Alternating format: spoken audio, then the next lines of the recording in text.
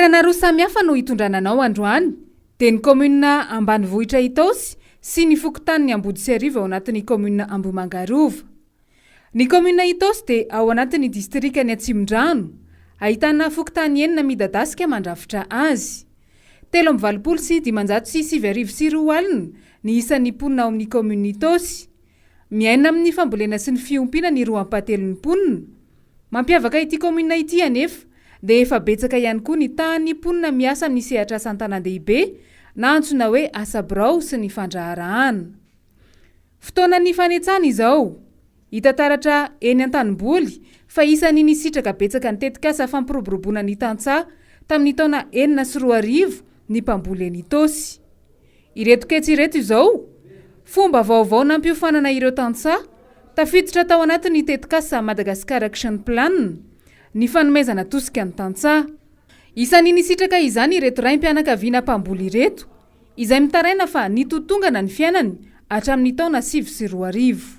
Tamin'ny 2003 zista tamin'ny 2009 dia nisy ny fampitaovana zany, nisy an'le barazin-drano sy ny karazan-dreny, dia nisy ny sarikilesy masom-boly. Fa amin'izao zany tsy mbola nisy zany hatramin'izao aloha tsy ihany nisy an'izany fampitaovana masom-boly sarikilesy zany. Mba nisy nanamaivana kely an'le tantsaha mba nisy fanampiana. Tamin'ny fitondrana valomanana zao ny tena nambohany hoe ketsa tanora sy ketsa moderna io zany. Fa talohan'izay hoe mbola ketsa nataon'le olona taloha foana zany le telo ketsa teny tany ketsa le 3 volana zany. Fa zao zany zao misy mivoatra amin'le hoe ketsa tanora sy no tao amin'ny fitondrana valomanana zany misy an'izay le hoe fivoarana amin'ny fomba fambolena zay. Vokatra kosa aloha na eo amasoko arenan'ny entina mamboly ary aloha hafa mihitsy zany le ketsa tanora. Za zao raha nanao ketsana folo taloha amin'le ketsa antitra any amin'ny 440 kitapo any vao ampy an'le ketsanay. Nefa zao raha izay ketsana folo ataoko izay any amin'ny 10 kilo any raha betsaka ny akotry laniko afafiko zany raha betsaka koa izy dia efa mahavita an'izay. Ny olona ampiasaina tamin'izany na mitao ketsa raha tsy latsaky ny efadano mitaona an'izany ketsa 12 kitapo zany raha lavidavitra ny akana an'le ketsa. Dia maka an'izay ketsa zay koa mbola tsy latsaky ny efabavo na 5 vavo maka an'izay ketsa zay, lasa be masoko arena be zany le tamin'izany andro zany. Zao nefa raha le ketsa 10 kilo mpanetsa 10 ihany misoroka an'le ketsa io dia tonga dia vita eny an-tanimbary.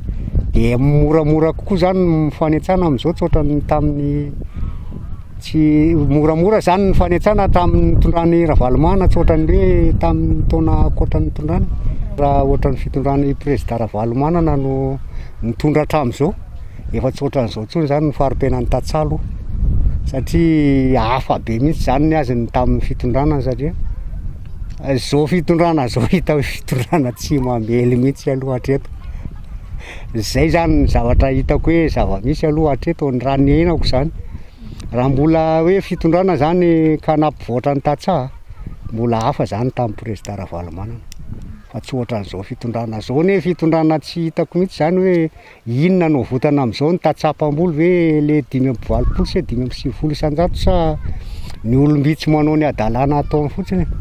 Zay manana zao fitondrana ane zao ka lasa ohatra hoe izy ihany zany ny tena andriamanjaka zany zao fitondrana. Amiko aloha zay zany amin'ny ety ambanivohitra tsy hitako mihitsy hoe inona zany ny tena tombontsoa amin'izao fitondrana zao. Endrika fiompiana madinidinika no manampy ny fiveloman'ny mponina ao amin'ny komuna ambanivohitra Itaosy. Misy ny tetikasa fanampiana ny tanora izay maro anisa. Ny ankizy sy ny tanora no avin'ny firenena raha pitso fa tsy tokony ho resahana fotsiny zay fa tokony hoe tena ifatohana lehibe dia lehibe zany izay fikarakarana ny atao hoe tanora zay.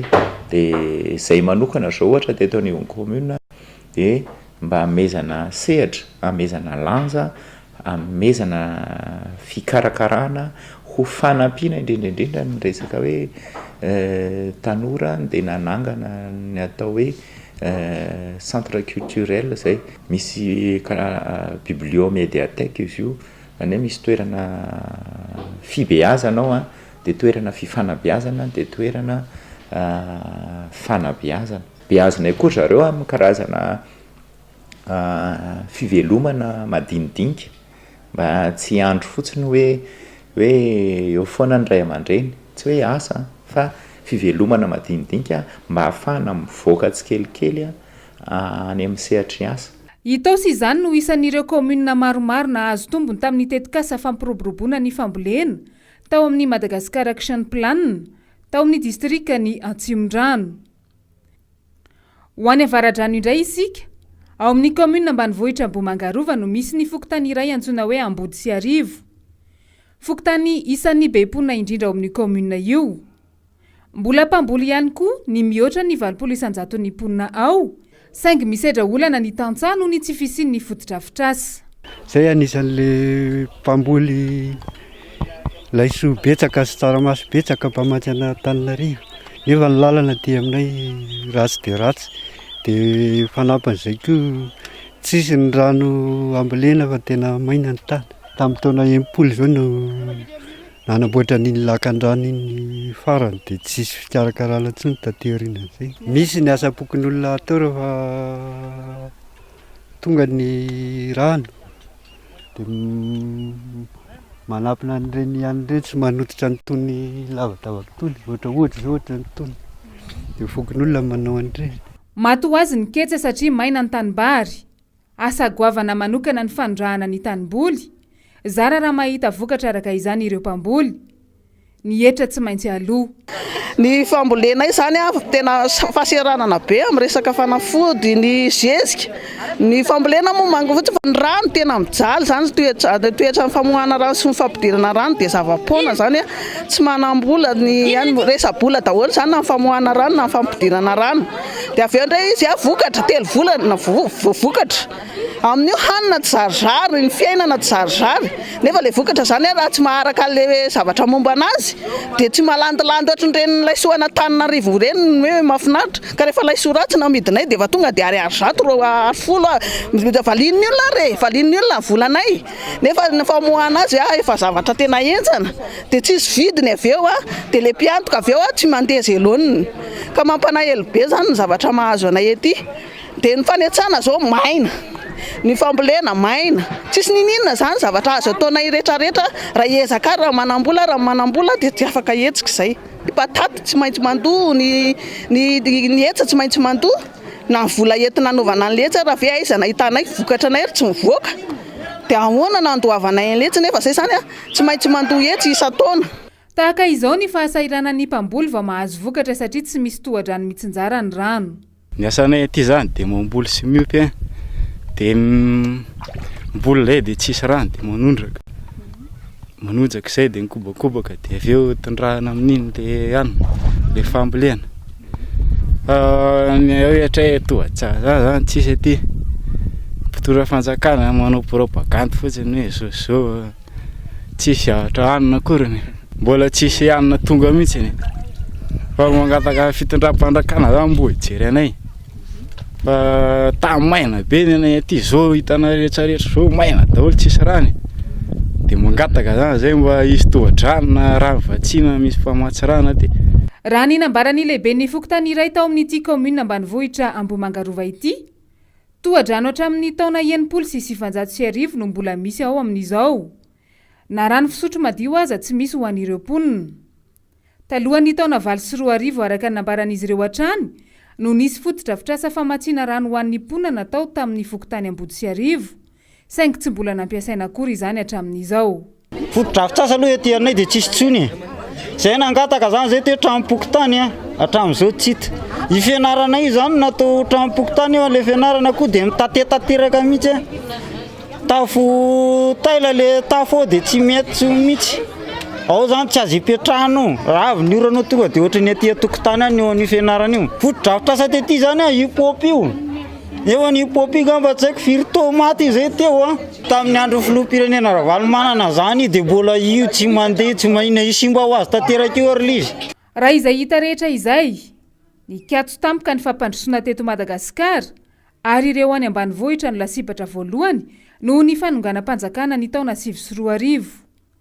Inona izany no tena sakana ho an'ny fampandrosoana eto Madagasikara? Raha i Madagasikara zany, raha Madagasikara ara-boajanahary dia tokony tsy olana mihitsy ho an'ny malagasy. Antsika malagasy zany Madagasikara tsy tokony olana, fa isika malagasy no lasa olana ho amin'ny Madagasikara. Dia any zany tokony apetraka le hoe ampopo-pirenena, any tokony apetraka le resaka fitiavan-tanindrazana mba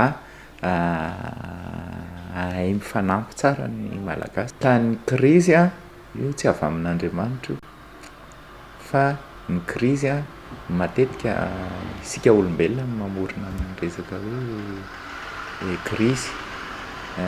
Mety hoe fialonana, mety hoe